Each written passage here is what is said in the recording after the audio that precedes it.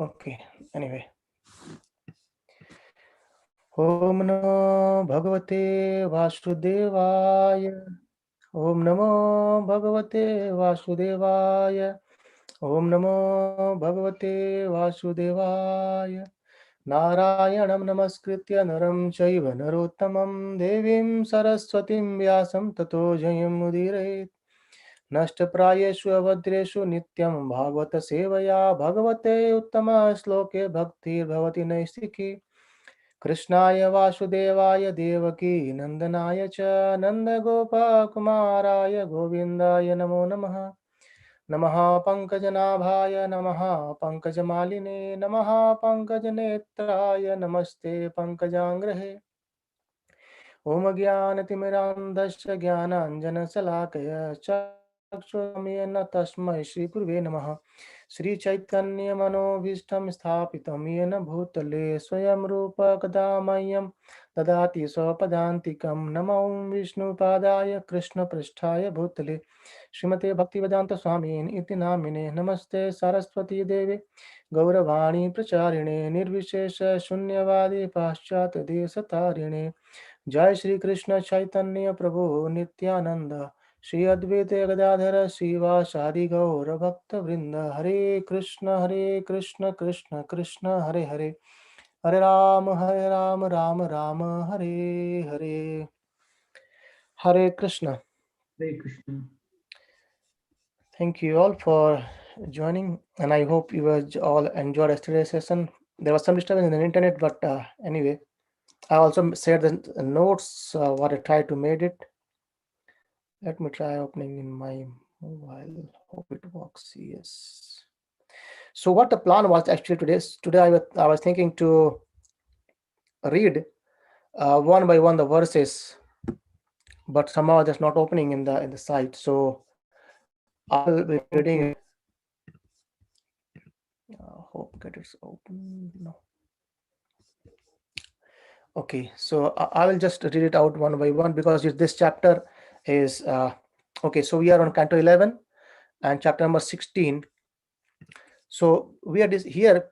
We are discussing about how Lord Krishna gave knowledge to Uddhava, and through him he is giving knowledge to we all of us. And as of now, in chapter 15, we've seen how Krishna spoke about this mystic yoga perfections, all the different kinds of yogic perfections, the 18 types, 8 primary and 10 secondary. And we also understood about how this happens, how the yogis they get this siddhis. And even sometimes Prabhupada says this siddhis yogis they are much higher than the what science is achieving, because science is trying to go to the different planets. But the siddhis, by acquiring the siddhis, these yogis they can enter to different planets as well without any problem, right? So now and at the end Krishna says about that whatever the mystic perfections can one achieve by good birth, austerities and mantras, they all can achieve by devotional service. And as Krishna spoke the same thing in chapter 10 in Bhagavad Gita, Krishna is going to say about his opulences in chapter number 16. So chapter number 16, here Uddhava, he glorified Krishna, saying that you are beginningless, you are endless, you are absolute truth, you are unlimited. And impious person, they won't be able to understand you, and you are hidden from the impious person. And the Brahmanas, who are the knower of Vedic conclusion, and they worship you in truth. After glorifying Lord Śrī Kṛṣṇa, Uddhava asks a question. He says, please tell me of the perfections that great sages achieve by worshipping you with devotion. So now the point is coming to our devotion. And also kindly explain which of your different forms they worship. So what are the forms they worship? So please explain in a detail. And he also says that in the same question, please explain to me your innumerable potencies. So Krishna's potencies, and which you manifest in all directions, even in heaven, in hell, in earth, and in different planets as well. And then Lord started answering this question. He said that the same question is being asked by Arjuna in the battlefield of Kurukshetra. And he was thinking that uh, I would be the killer of all my relatives and they would be destroyed. And this is very, very abominable and religious act. And then Krishna said that I enlightened Arjuna, and at the end, I displayed him about all these opulences as well. And Krishna says, I am the super soul of all living entities. So I'll go on reading this one by one in my mobile as well. Somehow the site is not opening, which I wanted to, we all should be reading one by one. But anyway, so I'll start reading one by one verses from there. Lord Krishna says, at that time I enlightened Arjuna, the tiger among men, with logical arguments, and thus in the front of the battlefield, Arjuna addressed me with question in the same way that you are now inquiring.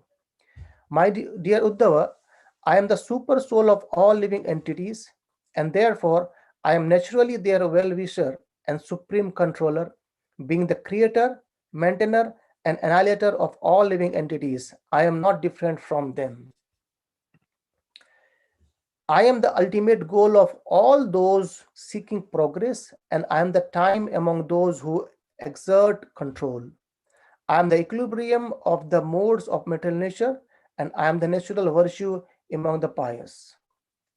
Among things possessing qualities, I am the primary manifestation of nature, and among great things, I am the total material creation. Among subtle things, I am the spirit soul, and of the things that are difficult to conquer, I am the mind. Among the Vedas, I am their original teacher, Lord Brahma, and all the mantras, I am the three-lettered Omkara. Among the latter, I am the first letter A, and among the sacred mantras, sacred meters, I am the Gayatri mantra. So among the demigods, I am the Indra, and among the Vasus, I am Agni, the god of fire. I am Vishnu among the sons of Aditi, and among the Rudras, I am Lord Shiva.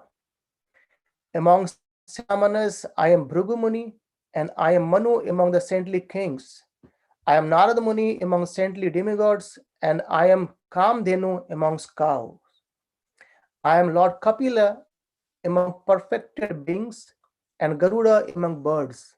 I am Daksha among the progenitor of mankind, and I am Aryama among the forefathers. My dear Uddhava, among the demonic sons of Diti know me to be Prahlad Maharaj, the saintly lord of the Asuras. Among the stars and the herbs, I am their lord Chandra, the moon, and among the Yakshas and Rakshasas, I am the lord of wealth, Kuvera. I am Airavata among lordly elephant, and among aquatics, I am Varuna, the lord of seas. Among all things that heat and illuminate, I am the sun, and among human beings, I am the king. Among horses, I am Uchishwara, and I am the gold among metals. I am a Yamaraj among those who surpasses and punish, and among serpents, I am Vasuki. O sinless Uddhava, among the best of the snakes, I am Anantadeva, and among those animals with sharp horns or teeth, I am the lion. Among the social orders, I am the fourth or the renounced order of life, and among the occupational divisions, I am the first, the Brahmanas. So Krishna is saying the as in the Brahman, in renounced order, he's the highest, the renounced order, Sannyas ashram, and in occupational division, he's the Brahmanas. And among sacred and flowing things, I am the holy Ganges, and among steady bodies of water, I am the ocean. Among weapons, I am the woe, and among the wielders of weapon, I am Lord Shiva. Among residents, I am Mount Sumeru, and of the impervious places, I am the Himalayas. Among trees, I am the holy fig tree, and among plants I am those that bear grains. Among the priests I am the Vasishtha, and among those highly situated in Vedic culture I am Brihaspati. I am Kartikeya among great military leaders, and among those advancing in superior way of life I am the great personality Lord Brahma. Among sacrifices I am the study of the Veda, and I am non-violence among vows. And among all things that purify, I am the wind, fire, the sun, water, and the speech. Among the eight progressive states of yoga, I am the final stage, samadhi, in which the soul is completely separated from illusion. And among those desiring victory, I am prudent political counsel. And among processes of expert discrimination, I am the science of the soul, by which one distinguishes spirit from matter. Among all speculative philosophers, I am diversity of perception. Among ladies, I am Satrupa, and among male personalities, I am her husband, Swayambhu Manu. I am Narayana among the sages and Sanat Kumara among brahmacharis. Among religious principles, I am renunciation, and of all types of security, I am consciousness of the eternal soul within. Of secrets, I am the pleasant speech and silence, and among sexual pleasure pairs, I am Brahma. Among the vigilant cycles of time, I am the year, and among seasons, I am spring. Among months, I am Margashisha, and among lunar houses, I am the auspicious Abhijit. Among ages, I am the Satyuga, the age of truth, and among steady sages, I am the Devala and Ashita. Among those who have divided the Vedas, I am Krishna Dvaipayana Vyasadeva, and among learned scholars, I am Shukracharya, the knower of the spiritual science. Among those entitled to the name Bhagavan, I am Vasudeva, and indeed you, Uddhava, represent me among the devotees. I am Hanuman among the Kimpurushas, and among the Vidyadharas, I am Sudarshana. Among jewels, I am the ruby, and among beautiful things, I am the lotus cup. And among all types of grass, I am the sacred kusha. And of all oblation, I am ghee and other ingredient obtained from the cow. Among the enterprising, I am fortune, and among the cheaters, I am gambling. I am the forgiveness of the tolerant and the good qualities of those in the mode of goodness. Of the powerful, I am bodily and mental strength, and I am the devotional activities of my devotees. My devotees worship me in nine different forms, among which I am the original primary Vasudeva. Among the Gandharvas, I am Vishwavasu, and I am the Purvachitti among the heavenly Apsaras. I am the steadiness of mountains and fragrant aroma of the earth. I am the sweetest taste of water, and among brilliant things, I am the sun. I am the effulgence of the sun, moon, stars, and I am the transcendental sound that vibrates in the sky. Among those dedicated to Brahminical culture, I am Bali Maharaj, the son of Virochana, and I am Arjuna among heroes. Indeed, I am the creation, maintenance, and annihilation of all living entities. I am the functions of the five working senses, the legs, the speech, anus, hands, and the sex organ, as well as those of the five knowledge acquiring senses, touch, sight, taste, hearing, and smell. I am also the potency by which each of the senses experiences its particular sense object. I am from taste, aroma, touch, and sound. False ego, the Mahatattva, earth, water, fire, air, and sky. The living entity, material nature, the mode of goodness, passion, and ignorance, and the transcendental Lord. All these items, along with knowledge of their individual symptoms and the steady convictions that results from this knowledge, represent me. As the Supreme Lord, I am the basis of the living entity. of the modes of nature and of Mahatattva. Thus, I am everything and nothing whatsoever can exist without me. Even though over a period of time I might count all the atoms of universe, I could not count all my potencies which I manifest within innumerable universes. I'll repeat this verse again. Lord says, even though over a period of time I might count all the atoms of the universe, uh, however, I could not count all my opulences which I manifest within innumerable universes. So just imagine if Krishna says, I won't be able to count all my opulences, then what to think about we people, right? Whatever power, beauty, fame, opulence, humility, renunciation, mental pleasure, fortune, strength, tolerance, or spiritual knowledge there may be, is simply an expansion of my opulence. I have briefly described to you all my spiritual opulence and also the extraordinary material feature of my creation, which are perceived by the mind and defined in different ways according to circumstances. Therefore, control your speaking, subdue the mind, conquer the life air, regulate the senses, and through purified intelligence, bring your rational faculties under control. In this way, you will never again fall, you will never again fall onto the path of material existence. A transcendentalist who does not completely control his words, mind, by superior intelligence will find that his spiritual vows, austerity, charity flow away just as water flows out of an unbaked clay pot.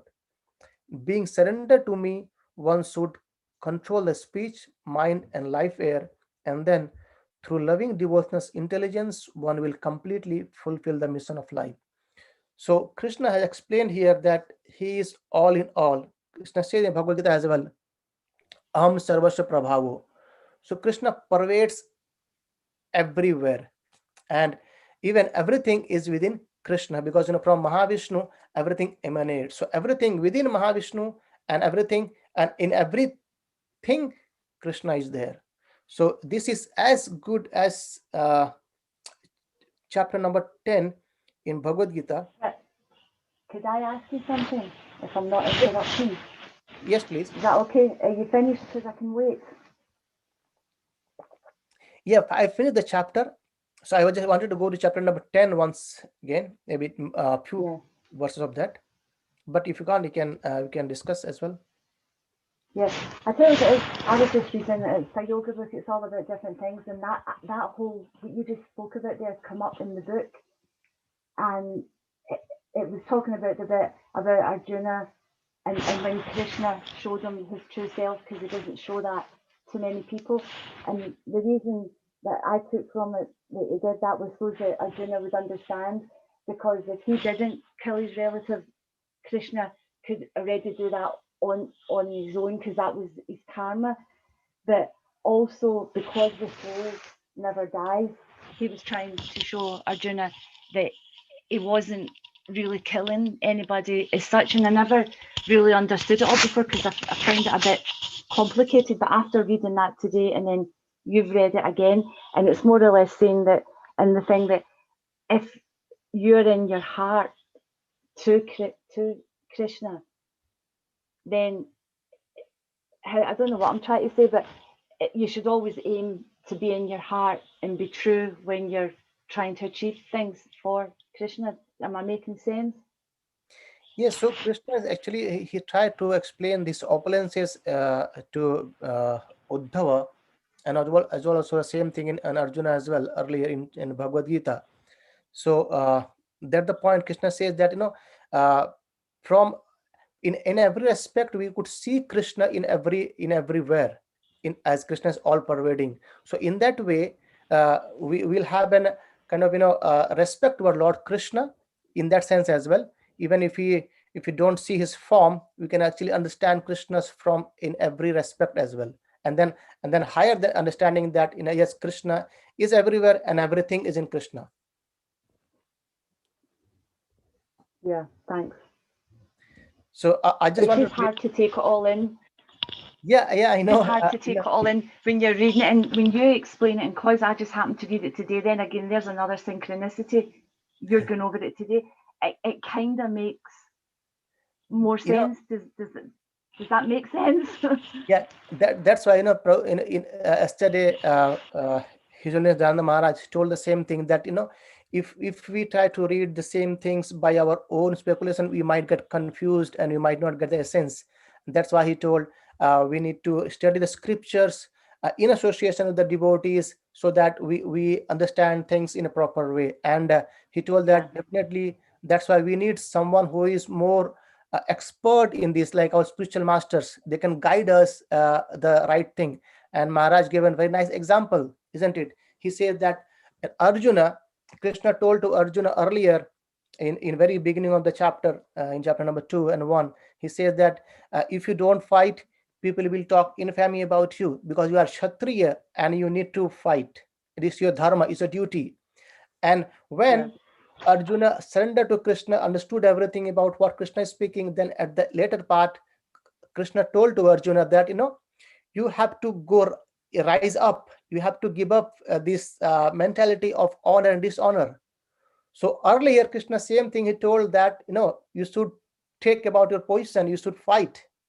And now he's explaining the same thing, but now the context is different, because now Arjuna has understood he has taken up the higher step, so he is now eligible to understand the higher knowledge. And that's why Krishna says that now should not bother about honor and dishonor, and that is how a devotee acts like, right? So that's why Maharaj told that we need to uh, study the scriptures in association of the devotees, and if we have any questions, we ask them and clarify them. Does that make sense? Yeah, is that why then how all the transcendental knowledge that you get, you have to understand that through like a spiritual master or somebody that's higher in the teachings by yourself? Because when you just read the books, especially the books like the Gita and the class that we're doing just now, and no question is a silly question, because for you could read it and I could understand one thing, you could understand another, and somebody else could understand another. But the way that we go deeper is that we have to ask the questions that might sound silly, because they're not silly. The fact that we're taking the time to go deep into the books, but if we don't understand it, it can work against us, because it can put you off as well, because you think, right, that I don't get this, I don't understand it. But when you write it down and you ask the questions, then it lets your mind be able to go to that further step, and then going even deeper and deeper and deeper. And if you take it in baby steps and slowly, you'll get there in the end, and you won't be confused. So thank you very much. Yeah, absolutely, that's correct. Because when we go deeper, we definitely we are trying to understand something which is unlimited by our limited senses and thoughts, right? That's why definitely we'll have so many doubts in our us. And that's you made a very good point, that if our doubts not being cleared, we might go away as well and give up things. That's why it's very good to clear our doubts. And the acharyas explain it the way that first is have faith in the words of scriptures, and then submissively inquire from a spiritual master that this is the doubt I have, please clarify me. So that's how we get to understand these things. And that's a very nice point you made, because that's why Maharaj told yesterday as well that the disciplic succession is required. Krishna says the same thing in Bhagavad Gita, evam parampara praptim. So this knowledge should be understood by parampara, right? And otherwise we will get bewildered, we will get confused, we might give up this path as well. So that's how association of devotees, association of inquiring from spiritual masters is required in this field of spirituality. It's as same as, like, if you want to study anything, isn't it? Anything, you need to go toward someone higher who knows the things very well and who can explain you. That's why we go to the universities, we go to the college, and we get the degrees, because the professors, they have gone through those phases, they have experimented many things, and they could present us those things in a simple way so that we can understand the things, isn't it? Yeah, because that's the thing. When you start off with your knowledge to compared to all the books I've read and different things, it was always frustrating because you never got the answer because you never had anybody to ask the questions to. But I think, in a sense, by reading all that maybe I didn't need to read, it led me to here. And now it is the same kind of questions, but now you have got somebody that can answer it in the right way. So then you're now reading the books that's going to enlighten you to a further degree. So it's good. It's very good. Yeah, even Prabhupada in his purport, there are many questions he has already answered. So that's how Maharaj told us, no, we can, if we can stick to the reading Prabhupada's books, his purport, he has so many things has already been answered there. But again, yes, we definitely need to time with associate with Prabhupada's books as well. Anyway, so I wanted to go some of this verses from chapter 10 as well. What Krishna says, I'll go on some of those. It's the same.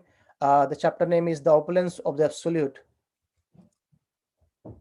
And there, Krishna explained that in chapter verse number 8, I'm the source of all spiritual and material worlds. Everything emanates from me. The wise who perfectly know this engage in my devotional service and worship me with all their heart. That's a very important thing. Krishna says, Aham sarvasya prabhavo mata sarvam pravartate. In this way, the context is Aham sarvasya prabhavo. I am everywhere, or the source is me. And mata sarvam pravartate, everything is within me. This is the mindset or mood of a devotee. What? Iti matva bhajante mam. In this way, the wise or intelligent or devotees, they perfectly engage in devotional service. Right? That's the one point from Bhagavad Gita. And Krishna says very nicely in the next verse that the thoughts of my pure devotees dwells in me. Their lives are fully devoted to my service, and they derive great satisfaction and bliss from always enlightening one another and conversing about me. That's how important it is, to discuss about Krishna. Krishna says very nicely, mat chitta mat kata prana bodhyantas parampara katyantascha mam nityam tushyanti cha ramanti cha. The devotees, they enlighten one another because by discussing about Krishna's pastime. And Krishna very nicely said again that to show his devotees special mercy, I dwell in their heart. So Krishna, he knows very well our intention, and he's there in our heart, and then he destroy with the shining lamp of knowledge what? The darkness born of ignorance. So the darkness are basically our doubts, and that will be destroyed by the knowledge when we have the pure intention towards it. And sometimes, it's being said that sometimes when we don't get our question being answered, we become somewhere other way around, and we start thinking that, okay, this is looks like something wrong. Scriptures is not wrong. The only thing is that we haven't got the right answer yet, or we haven't approached someone who could give us right answer. Some days back I was discussing, isn't it, like a snap from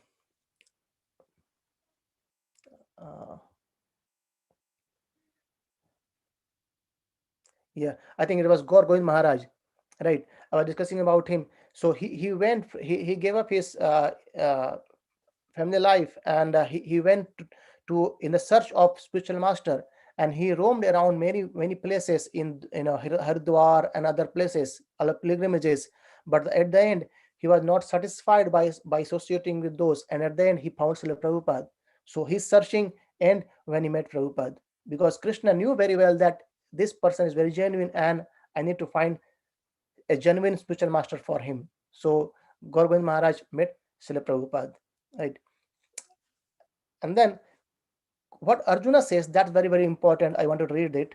So after hearing the opulences of Lord Śrī Kṛṣṇa, Arjuna says that you are the Supreme Personality of Godhead, the absolute truth, the purest, the absolute. You are the Supreme Personality of Godhead, the ultimate abode, the purest, the absolute truth. You are the eternal, transcendental, original person, the unborn, the greatest.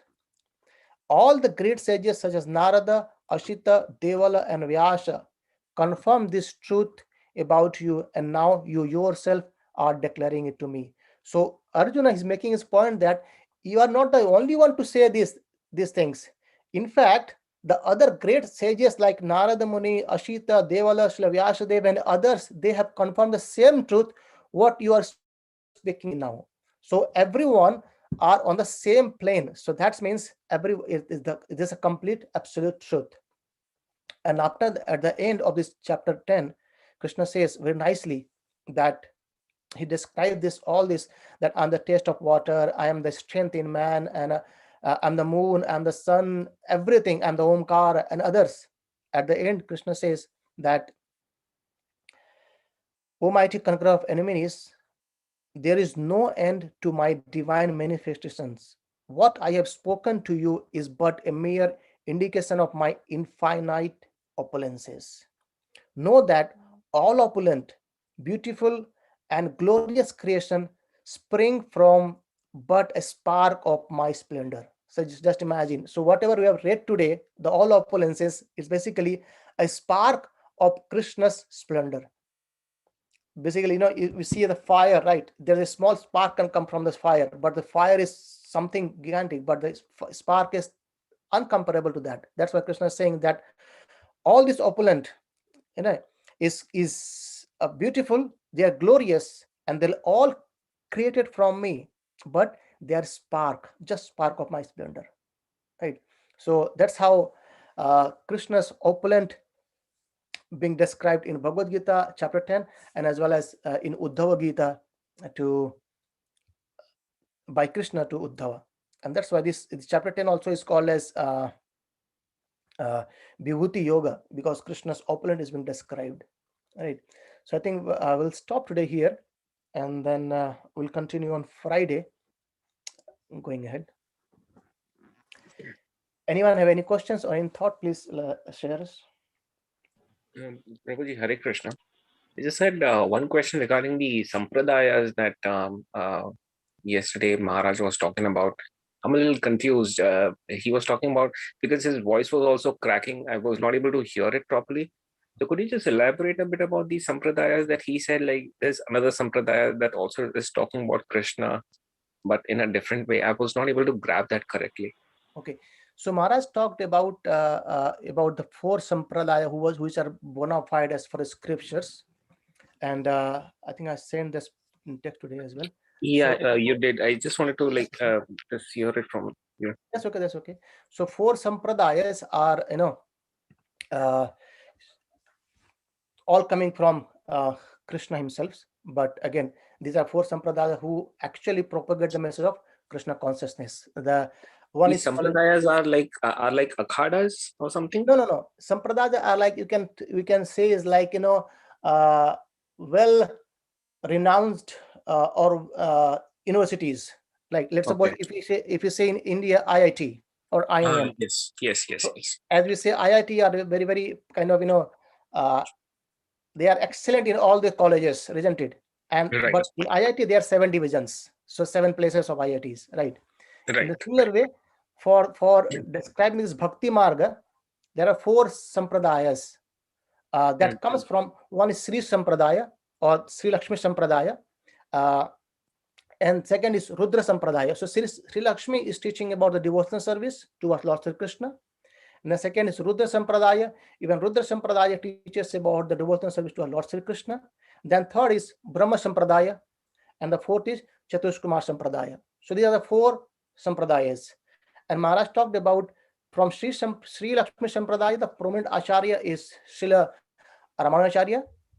And from Rudra Sampradaya, it was Sri Vishnu Swami. And in Brahma Sampradaya, it's Sri Madhvacharya. And in Chatushkumar Sampradaya, it's Sri Nimbarka Acharya. So we ISKCON, this follows one of the 4 sampradaya, that is a Brahma Sampradaya. And then it actually gone more, like it's being said that Brahma, Madhava, Gaudiya Sampradaya. So it's coming from Brahma Sampradaya, is coming from Lord Brahma. Rudra Sampradaya coming from Lord Shiva. Sri Sampradaya coming from Srimati Lakshmi Devi. And Chatushkumara Sampradaya come from the son of Brahma. So these are 4 branches going towards Lord Śrī Kṛṣṇa. Okay. Right. And as ISKCON, it stands from Lord Brahma. He's right now, if you see in this Kali Yuga, the prominent Acharya became the Sri Madhvacharya, and from Madhvacharya, it came down toward Lord Chaitanya Mahaprabhu, and it come towards the Gaudiya Sampradaya. So this is called as Brahma, from Brahma, then Madhava, Madhvacharya, then Gaudiya, or this Gaudadesha, and Sampradaya. So these are the Sampradaya. Okay. And Okay. Is that make sense? Yes, Prabhu. Yes. So Maharaj also told about this. There are so many diversities in Brahma Gaudiya Sampradaya as well, right? So there are the spiritual master of Srila Prabhupada, Srila Bhaktisiddhanta Saraswati Thakur. He has also so many disciples, and there are so many. He established 64 Gaudiya Matha, and Maharaj told about what the difference between those other Gaudiya Matha and this. So basically, they're all same. However, in how this lineage comes, basically, is how we say as disciplic succession means from an Acharya, there are so many disciples, isn't it? Acharya will have so many disciples. And from those disciples, one of those becomes prominent because they take the instruction of the previous Acharya and spread the message very, very prominently. And so from so many disciples of Srila Bhaktivedanta Saraswati Thakur, Srila Prabhupada, he played the vital role. He played the important role of his, and he served his spiritual master very, very diligently. And he took the instruction of his guru on his head, and he went out towards west to spread the message, because the instructions given to him was go to west and spread Krishna consciousness. So that's why that was Maharaj told to us. So, Prabhu, also all these sampradayas, do they teach Srimad Bhagavatam only, or is it like different, or is it something different apart from this ISKCON, or how does it work? I'm not very much sure about Shri Sampradaya and Rudra Sampradaya, to be very honest. But Okay. I know that Chatush Kumar Sampradaya, which is come by Sri Nimbarga Swami, Nimbargacharya, they also propagate this message of Srimad Bhagavatam. So Okay. I'm sure that in Rudra Sampradaya and Sri Lakshmi Sampradaya, they would be doing the same thing. But I haven't come in any devotees or disciples in contact yet. But I know some of the devotees from Nimbargacharya's lineage. So they also propagate the message of Krishna consciousness through Srimad Bhagavatam. Right. And as Maharaj told, stated that especially ISKCON, it propagates the highest process of devotional service, that is, or it gives the highest understanding of devotional service as being displayed by the gopis in Vrindavan. Right. Okay. Thank you, Prabhu. Hare Krishna. Hare Krishna. So anyway, we'll meet tomorrow. I think there is some commitment for me to apology again. Tomorrow we won't be able to have class, and we'll meet again on Friday and then continue from there. Thank you, everyone. ग्रंथराज Shrimad Bhagavatam की जय। प्रभुपाद की जय। अनंत कोटि वैष्णव वृंद की जय। हरे कृष्ण हरे कृष्ण।